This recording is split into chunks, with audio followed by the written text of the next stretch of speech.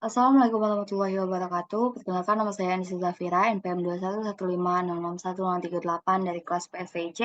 Di sini saya akan menjelaskan mengenai mata kuliah kecerdasan buatan atau artificial intelligence, yang mana di sini ada pun topik yang akan dibahas yaitu mencakup 5, yaitu mengenai AI itu sendiri atau kecerdasan buatan, kemudian representasi pengetahuan, kemudian juga jaringan saraf tiruan atau JST, kemudian ada sistem pakar, kemudian juga ada algoritma genetika.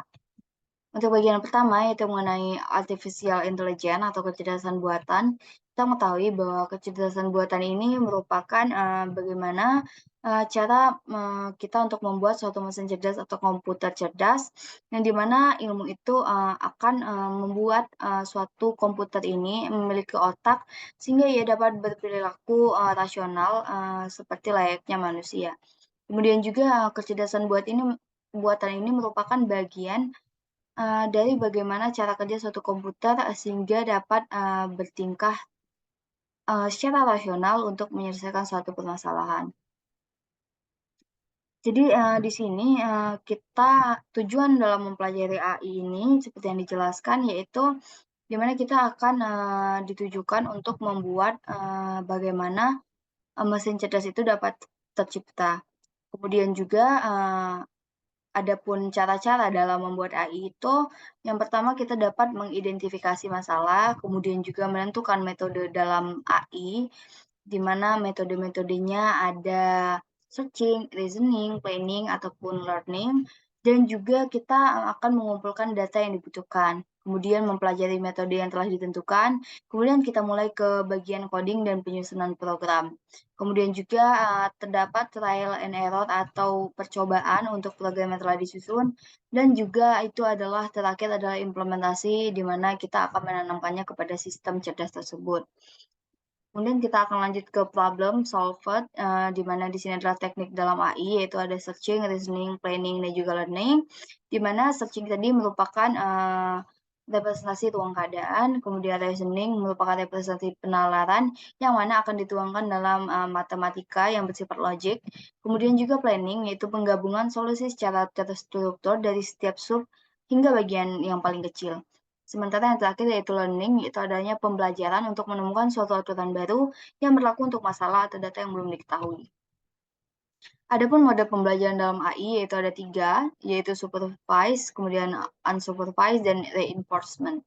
Di mana supervised ini sendiri merupakan pendekatan dalam machine learning yang di mana pendekatan ini akan dilatih untuk mengenali pola antar input data dan label output yang telah ada pada data sebelumnya.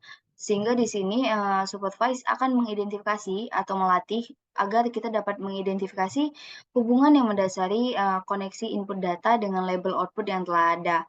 Sementara pada unsupervised yaitu, pendekatan pada machine learning yang, akan, eee, bertujuan untuk, mendekatkan dan mengumpulkan informasi, termasuk untuk mengenali data yang belum berlabel. Sehingga pendekatan yang dilakukan yaitu, tanpa dilatih, yaitu belajar secara mandiri untuk mengumpulkan informasi tersebut. Kemudian juga ada reinforcement, di mana reinforcement merupakan pendekatan yang memahami dan menafsirkan lingkungannya untuk mengambilkan tindakan dan belajar melalui, proses trial and error. Kemudian juga di sini ada bidang pembelajaran AI, di mana bidang pembelajaran AI meliputi jaringan saraf tiruan, algoritma genetika, sistem pakar, dan juga mesin learning. Kita akan membahas ini pada, bagian selanjutnya. Kemudian di sini juga ada ruang keadaan. Di sini, representasi ruang keadaan ini kita perlukan untuk merumuskan suatu permasalahan menggunakan model matematika yang akan lebih mudah dimengerti dan juga suatu model yang bersifat grafis, sehingga sistem dapat dengan mudah untuk didesain. Nah, dari ruang keadaan ini kita, mengenal 3 hal, yaitu adanya posisi awal atau initial state, kemudian juga aturan atau rules, dan juga tujuan atau goal state yang akan dituju. Ini adalah contoh kasus ruang keadaan, di mana di sini kita mengidentifikasi ruang keadaan dengan X dan Y, di mana masalah yang ada tadi, teko A itu diidentifikasi sebagai X, dan juga teko B itu diidentifikasi sebagai Y. Ruang keadaannya terdiri atas X, Y, di mana X itu 0 sampai dengan 4, dan juga Y itu terdiri atas 0 sampai dengan 3. Sehingga di sini diidentifikasi keadaan awal dan tujuannya. Untuk X dan Y-nya untuk awal itu sama-sama bernilai 0,0, sementara untuk tujuannya yaitu bernilai 2, karena masalahnya tadi bagaimana kita mengisi 2 galon air ke dalam teko A. Jadi, tujuan awal untuk, keadaan X-nya yaitu 2, sementara Y-nya itu akan eee, inisialisasi sebagai N.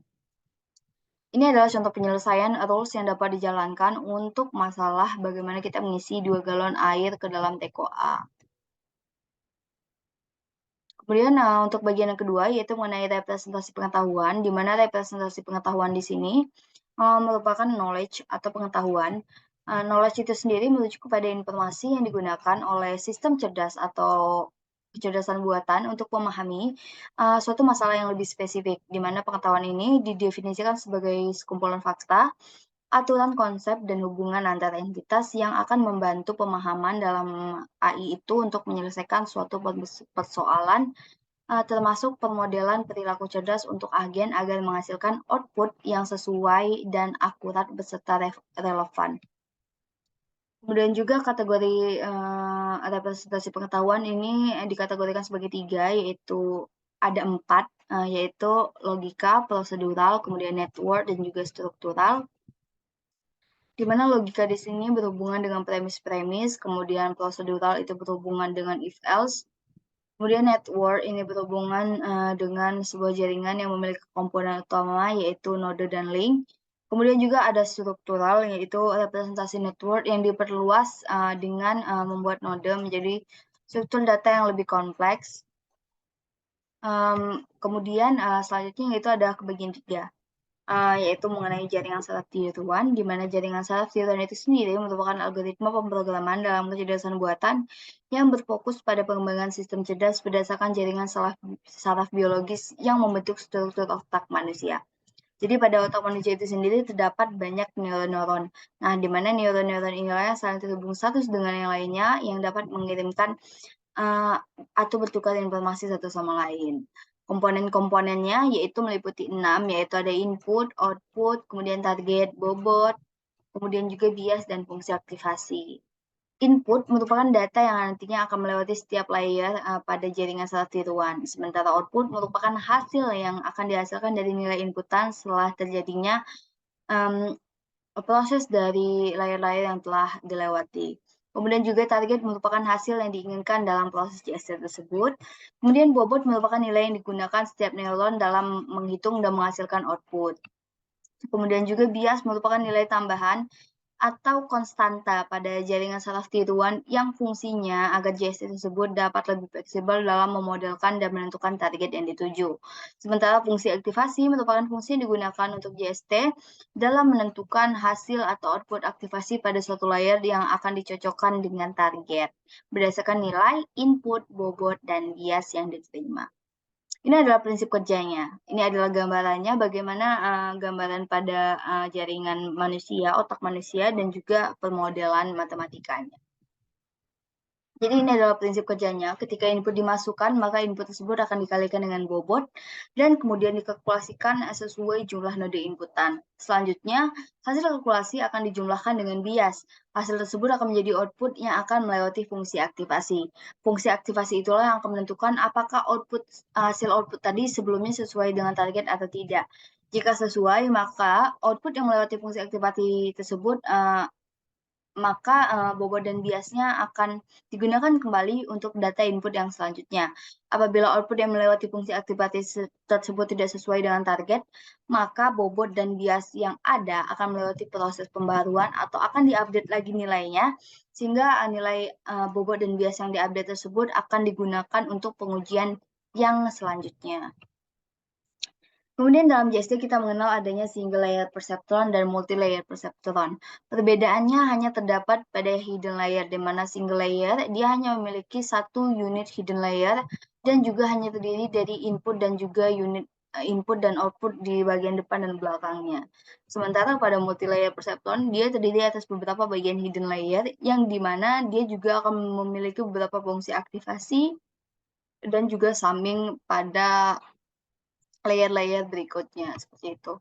Kemudian juga di sini terdapat algoritma backpropagation, di mana algoritma backpropagation merupakan salah satu algoritma dalam pelatihan JST, yang mana algoritma ini bekerja dengan cara mundur, yaitu dari lapisan output menuju lapisan input untuk memperbarui nilai pada lapisan tersembunyi berdasarkan nilai error yang didapat.